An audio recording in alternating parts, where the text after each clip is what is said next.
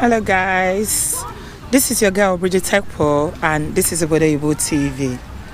Thank you for joining me. A lot of people who live overseas from Africa background really want to, live back home at some point or the other.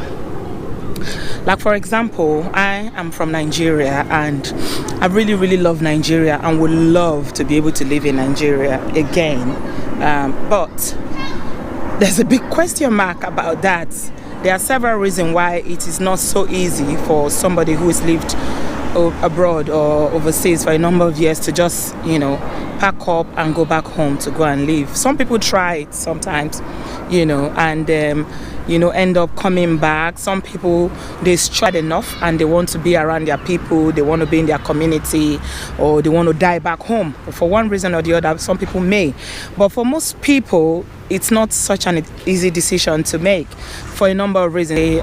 The first reason why people struggle with that decision is because of the leadership problem. We all know how it is back home in Africa in terms of leadership. There's a lot of problem with the governance and or leadership in terms of the political instability. There's a lot of insecurity around government. You don't know what is going to happen. Whenever there's an election, people are so worried, people are so concerned. Are they going to fight? Is there going to be a war? What is going to happen? So there's a lot of uncertainty regarding leadership. The poor leadership is a very big reason why people struggle with that decision. Look, in this part of the world, for instance, in Europe, in the UK where I personally live, on election day, you don't even know it's an election. Everybody just goes about their business. The booths are open from 7 a.m. to 7 p.m. so you can go to work and you still come and vote. You don't see anybody around the polling area or the polling center gathered campaigning or anything like that, or trying to persuade people or trying to intimidate people or trying to bully people. And no, not you won't even know that an election going on. It's so peaceful, it's so quiet. I know we are not there yet. I can't compare UK to Africa or to Nigeria or any part of Africa, but we should be at least making some progress regarding how we elect our leaders and the processes that we have.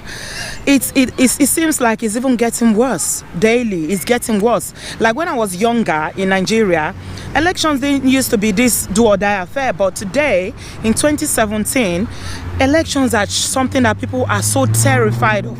So I mean, that's one of the reasons why people really struggle with that decision to come back home. The leadership is a big, massive problem that we have in Africa, and we need to be able to do something about it to rectify it, to make it easy for one in the election process, from the process of selecting people who are going to be our leaders or people who are going to be in the offices of governor, House of Rep, Senate, president, vice president, to the actual election. We need to have a more stable process or processes of selecting and electing leaders in a way that people will not be so afraid.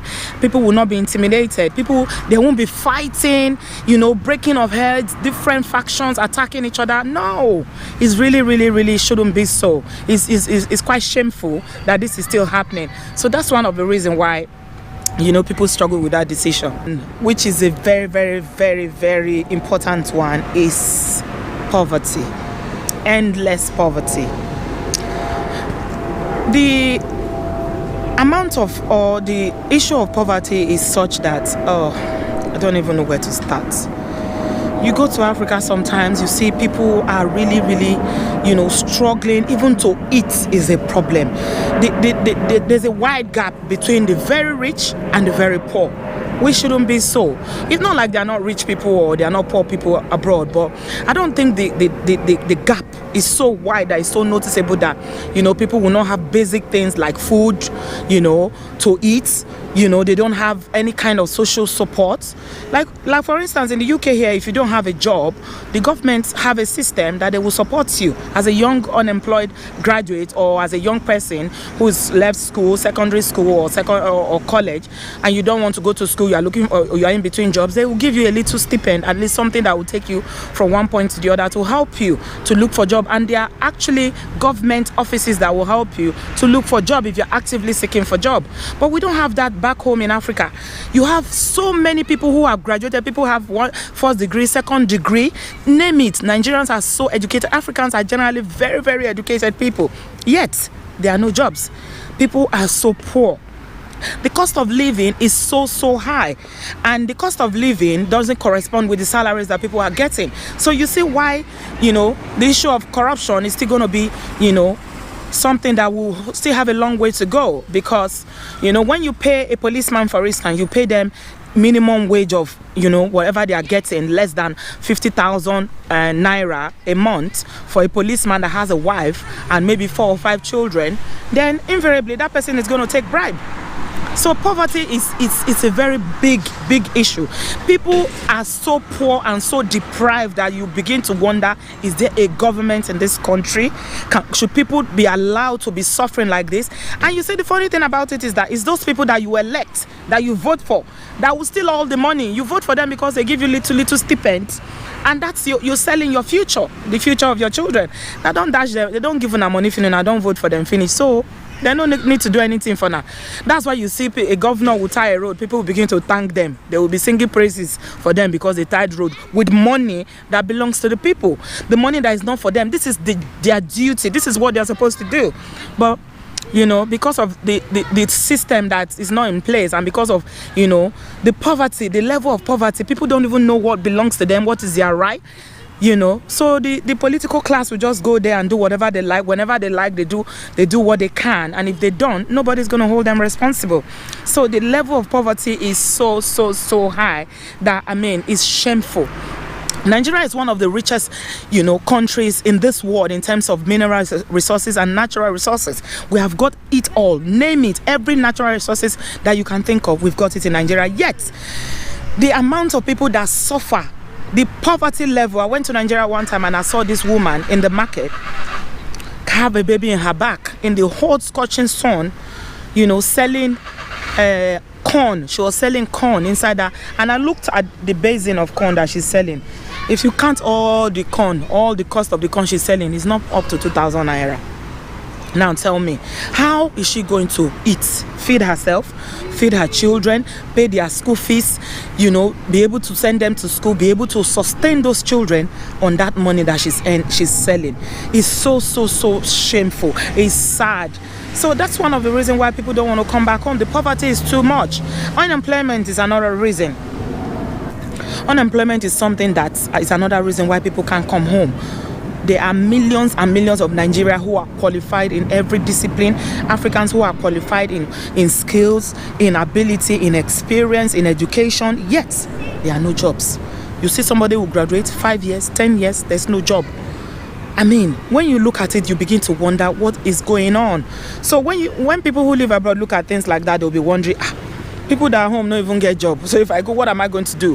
What am I going to live on? So it's a very massive issue. Unemployment is another massive issue. So except you've set out a plan for yourself on how you are going to live when you go back there in terms of your income, how you are going to be getting money to survive, then it's a problem. Healthcare is another problem. Healthcare is another problem. You see people dying every day. The government hospitals are not functioning. You have doctors who have no equipment. They don't fund the hospitals.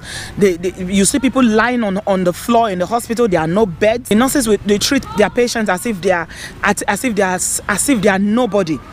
You find cases where you have a nurse that will be shouting on a pregnant woman who's about to deliver. And I say, keep quiet.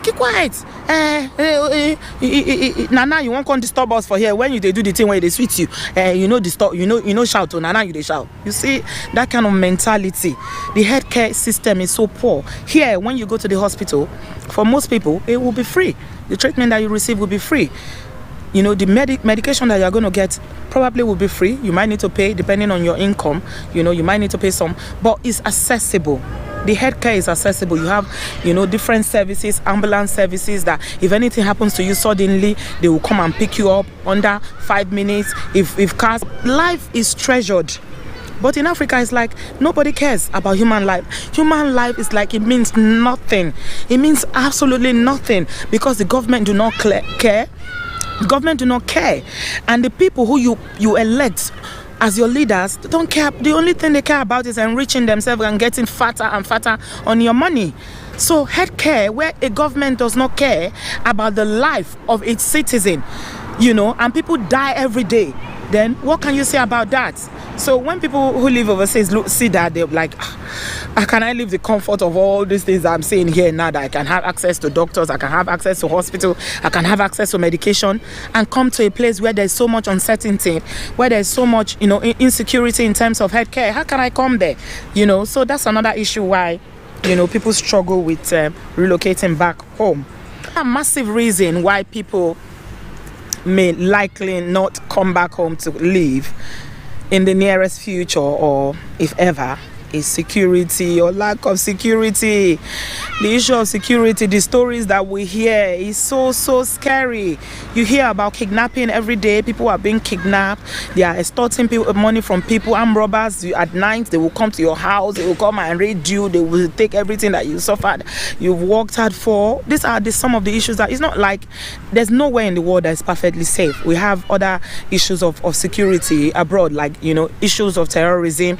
I know in the UK they have a lot of issues with knife crime, and all that. But it is, they are actively working to resolve these issues. Actively, you see the security forces actively working. And the thing about Nigeria or Africa generally is that people do things and get away with it.